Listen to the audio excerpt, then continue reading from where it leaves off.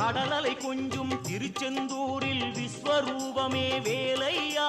பழமுதி சோலை அறுபடை வீடும் புண்ணிய தரிசனம் முருகையா திருநீர் அணிந்து வரும் போது நெஞ்சில் நிம்மதி பிறக்குது கந்தையா சுகனே சிவனார் மகனே உன்னை பாட பாட சுகமாகுதையா வேல் முருகா அரோகரா